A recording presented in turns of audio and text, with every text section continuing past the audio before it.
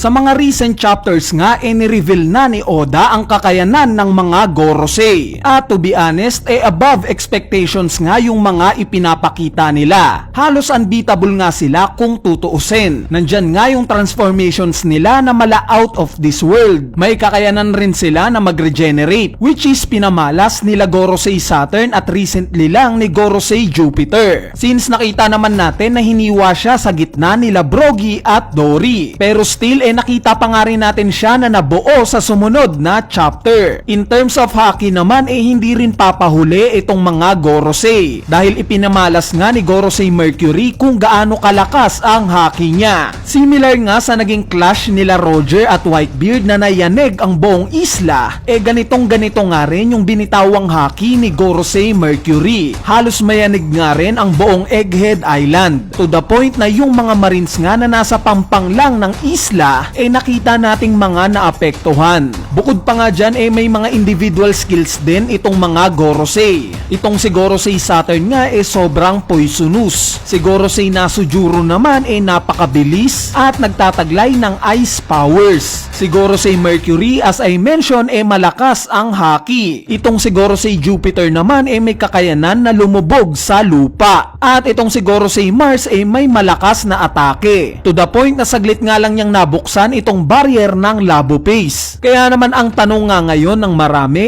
paano mapapatay itong mga Gorosei? Bali ito nga yung pag-uusapan natin sa video na to. Aalamin nga natin yung possible way para mapatay itong 5 matatanda na to. At para umpisahan nga itong topic natin mapunta muna tayo sa mga rason kung bakit nga ba hindi mapapatay itong mga Gorosei sa nangyayaring Egghead Island arc ngayon. At sa final war pa natin sila makikitang matatalo. Syempre ang unang rason na nga dyan yung lack of information kung paano ba sila tatalunin. As per Luffy nga immortal daw itong mga Gorosei. At dahil nga sa walang idea si Luffy kung paanong mapapatay ang mga Gorosei, obvious naman na ang main point na lang nila sa isla na to ang takasan itong mga Gorosei. Ang ikalawang rason naman na kay Katarina Devon. In chapter 1107 nga nakita natin itong si Katarina Devon na hinawakan si Gorosei Saturn. At base nga sa understanding natin dahil nga sa nahawakan niya na itong si Saturn, ibig sabihin lang kaya niya nang magaya yung appearance neto. Since ito nga yung main power ng Devil Fruit niya, ang manggaya ng appearance. Ngayon kung mapapatay nga itong si Saturn sa nangyayaring Egghead Island arc ngayon, sa tingin nyo ba na mapapakinabangan pa ni Devon itong panggagaya niya kay Saturn? Syempre hindi na. Meaning may purpose itong paghawak ni Devon kay Saturn. Yung timing nga ng pagsulpot nila sa isla na to sinakto ni Oda bago pa dumating yung ibang mga Gorosei. Kaya naman imposible ngang mamatay itong si Saturn sa nangyayaring arc ngayon dahil mawawalan nga ng sense yung paghawak sa kanya ni Katarina Devon. At hindi naman ganito kabano si Oda para lang patayin si Saturn na hindi man lang napapakinabangan ni Katarina Devon itong appearance niya, diba? At speaking of Saturn base nga sa mga numbers ng mga Gorosei siya nga yung number 5 at kinukonsider nga natin na siya ang pinakamahina sa 5 Gorosei. Meaning kung secured na nga na hindi siya mamamatay sa arc na to dahil sa objective ni Katarina Devon, it makes sense lang na hindi rin mamamatay yung iba pang mga Gorosei since mas malalakas nga ang mga ito kaysa kay Saturn. In short walang mamamatay sa arc na to na mga Gorosei at possible na sa final war pa natin sila makikitang matatalo. Ngayon mapunta na tayo sa tanong kung paanong mapapatay itong mga Gorosei. So marami nang ang ideas ang kumakalat kung paano sila mapapatay. Gaya ng kailangan daw munang mapatay si Im-sama para mapatay din ang mga Gorosei. Or dapat daw sabay-sabay silang 5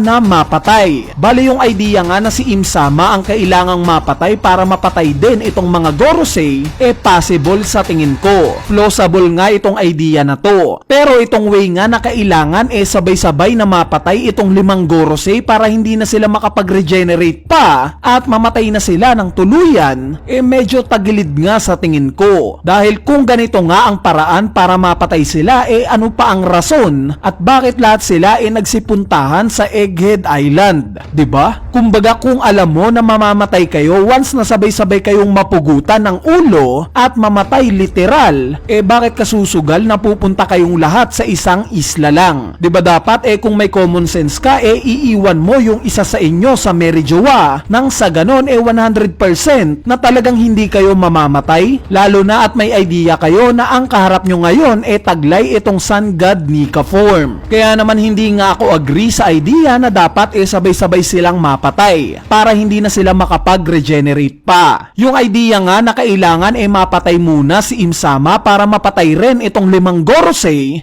may mas mataas na tsansa pa para sa akin, since hindi pa nga natin to mapapatunayan dahil sa hindi pa nga sumasabak sa labanan itong si Imu. Plus as stated nga hindi pa nire-reveal na devil fruit powers nga ng mga Gorosei itong taglay nilang mga transformation. Simple ni-reveal lang ni Oda kung anong klaseng nila lang itong mga transformations nila. Baka nga mamaya summoning technique lang pala sila ni Imsama na may kanya-kanyang transformations. We never know. Pero nevertheless mas mataas nga ang possibility para sa akin na para mapatay itong mga Gorosei kailangan munang mapatay itong si Imsama. So ngayong may solusyon na nga tayo sa kung paanong mapapatay itong mga Gorosei, which is sa pamamagitan ng pagpatay kay Imsama, mapunta naman tayo sa kung paano ito gagawin ni Luffy. Sa current state ba ni Luffy, sa tingin nyo na makakaya niya ng talunin itong 5 Gorosei at si Imsama? Syempre hindi. Naniniwala nga ako na meron pang ilalakas itong si Luffy. At ang susi nga dito dalawa. At ito nga yung Haki at yung Devil Fruit niya. Sa part nga ng Haki pinakitaan tayo ni Shanks ng possible na advanced version ng Conqueror Saki niya, which is ipinakita nga niya nung time na sumugod siya sa Wano. Specifically nga niyang nakokontrol itong Conqueror Saki niya. At since hindi pa nga natin nakikitaan si Luffy ng ganitong abilidad, pwede ngang maging isa ito sa possible power up niya. Sa part naman ng Devil Fruit niya malamang na mapapatanong kayo na kung meron pa bang mailalakas itong Devil Fruit niya. Gayong siya na nga mismo ang nagsabi na ito na yung peak niya. Bali sa tingin ko nga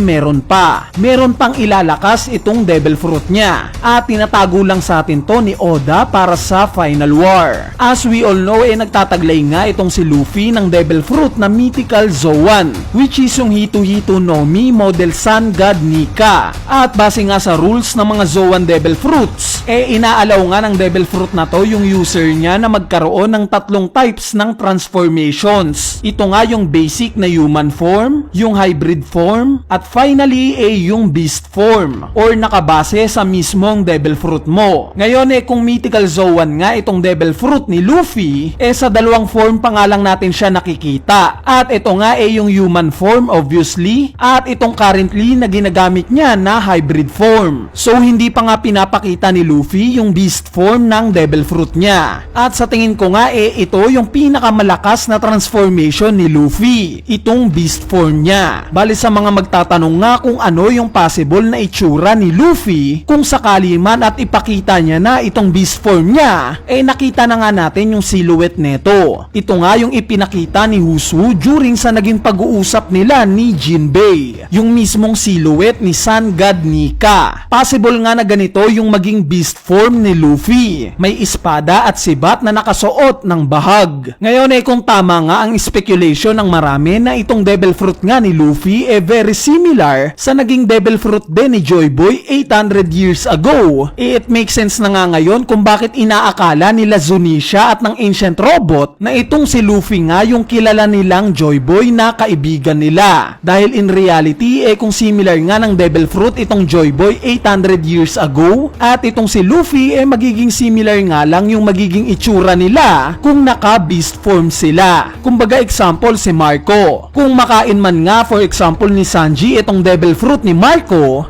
parehas lang na ibon yung magiging beast form nila, meaning magkamukha nga. Or example ulit kay Rabluchi, kung makain naman for example ni Zoro yung Devil Fruit niya, leopard nga rin yung magiging itsura ni Zoro. So same kay Luffy, na kung mag beast form man siya magiging kamukha niya yung nakapagpa-awake ng Devil Fruit fruit na to in beast form rin, which is eto nga si Joy Boy 800 years ago. So nagigets nyo ba? Anyway, ano bang thoughts nyo dito? Para sa inyo ba? Paano kaya mapapatay itong 5 Gorosei? Naniniwala ba kayo na makikita natin yung beast form ni Luffy sa Final War? Kung may idea nga kayo, comment nyo na yan sa ating comment section sa ibaba para mapag-usapan natin yan. So yun lang, peace!